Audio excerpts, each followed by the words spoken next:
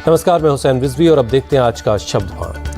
केंद्रीय मंत्री गिरिराज सिंह ने कहा कि जेडीयू का अस्तित्व खतरे में आ चुका है। जेडीयू के कुछ नेता आरजेडी में जाने का प्लान बना चुके हैं। गिरिराज ने कहा, आरजेडी के साथ सरकार चलाने के लिए जेडीयू को घुटने टेकने पड़ेंगे। अब ये बात तो नीतीश कुमार बता सकते हैं या उनके विश्वस्त बता सकते हैं, लेकिन जदयू उपापोह में है, जदयू का अस्तित्व खतरे में है। कुछ लोग आरजेडी में विलय की पूरी योजना बना लिए हैं, तो आरजेडी की पूरी योजना विलय की बना लिए हैं।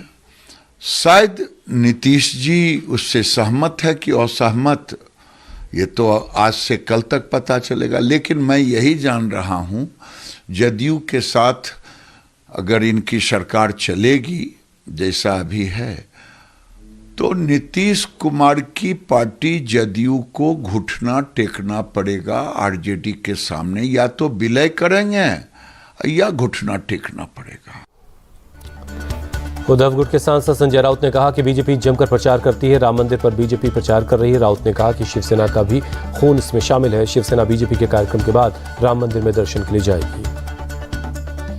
भारतीय जनता पार्टी एक प्रचार यंत्रणा जब लगाती है तब वो कोई कसर नहीं छोड़ती। पूरे देश से एक प्रचार की ये उनकी एक रीत है।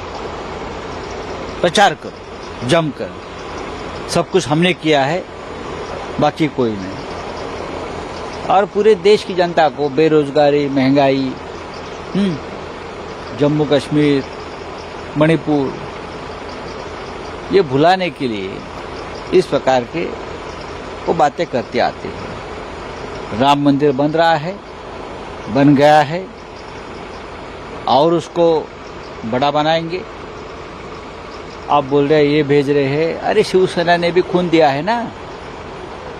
हमने भी वहां, शिवसेना ने, बाला साहब ठाकरे थे, हजारों शिवसैनिक वहां कर सेवा कर रहे थे, तो हमारा अभी खून पसीना उस मंदिर निर्माण में लगा है। तो इनविटेशन को लेके बात हो रही है। अरे वो राजनीति होती है। भारतीय जनता पार्टी के प्रोग्राम में कौन जाएगा? ये थोड़ी देश का राष्ट्रीय कार्यक्रम है। ये बीजेपी एक अपना खुद का उत्सव और प्रचार या सभा, रैली ये कर रही है। उसमें पवित्रता कहाँ है? तो सर आप लोग उसके बाद जाएंगे? जरूर जाएंगे, क्यों नहीं जाएंगे? बीजेपी का कार्यक्रम खत्म होने के बाद जाएंगे। जेडीयू नेता केसी त्यागी ने राम मंदिर को लेकर कहा कि राम मंदिर पर एक दल प्रचार प्रसार कर रहा है। एक पार्टी तय कर रही है कि आयोजन में कौन कौन आएगा, कौन नहीं। इसी के साथ केसी त्यागी ने साफ किया कि जेडीयू को नेता मिला तो पार्टी जरूर शामिल होगी। वहीं इंडिया गठबंधन को लेकर केसी त्यागी ने भी अपनी बात रखी। सुप्रीम कोर्ट के निर्णय के बाद राम मंदिर के निर्माण का मार्ग प्रशस्त हुआ था और सभी देशवासी प्रसन्न हैं और प्रसन्न थे। लेकिन एक दल विशेष द्वारा इस तरह से प्रचारित और प्रसारित किया जा रहा है जैसे उनकी पार्टी का ये आधिकारिक कार्यक्रम है। जिन नेताओं को बुलाना जाना चाहिए, किन नेताओं को नहीं बुलाया जाना चाहिए, ये भी एक पार्टी विशेष तय कर रही है। हम इस पर अपना अफसोस जाहिर कर रहे हैं। हमारी पार्टी को अगर निमंत्रण मिला तो हम इसमें अवश्य हिस्सा लेंगे। इंडिया गठबंधन एक पॉलिटिकल पार्टी नहीं है, ये विभिन्न दलों का संगठन है जो भारतीय जनता पार्टी के विरुद्ध चुनाव में जाएगा। विचारधारा को लेकर के, क्षेत्रीय नारों को लेकर के सबकी अलग अलग राय होगी, लेकिन भगवान श्री राम के नाम पर कोई भी विवाद नहीं होना चाहिए। प्रियंका गांधी के ईडी की चार्जशीट में नाम आने पर आरजेडी सांसद मनोज झा ने बीजेपी को घेरा है। मनोज झा ने कहा कि जिन पार्टियों का बीजेपी से अच्छा संबंध नहीं है उनके पीछे ईडी सीबीआई है। पीएम मोदी और अमित शाह के साथ राजनीतिक लड़ाई के साथ साथ ईडी सीबीआई से भी लड़ाई लड़नी पड़ती है। मुझे आपसे सवाल के जवाब में एक सवाल ही रख देता हूं।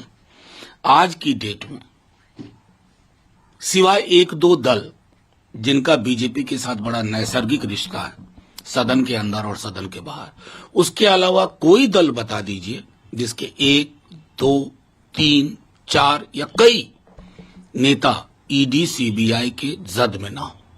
तो ये क्या दर्शाता है कि मोदी जी और अमित शाह जी की राजनीति का विरोध करोगे तो पॉलिटिकली भी लड़िए और ईडी से भी लड़िए, सीबीआई से भी लड़िए। इसलिए अब मुझे चिंता तब होती है ना जब विपक्ष के किसी दल पे कुछ ना हो। ऐसा दौर आ गया है कि जिस पर कार्रवाई ना हो वो सस्पेक्ट दिखता है, जिस पर हो पता चलता है कि वो पॉलिटिकली ताकतवर है।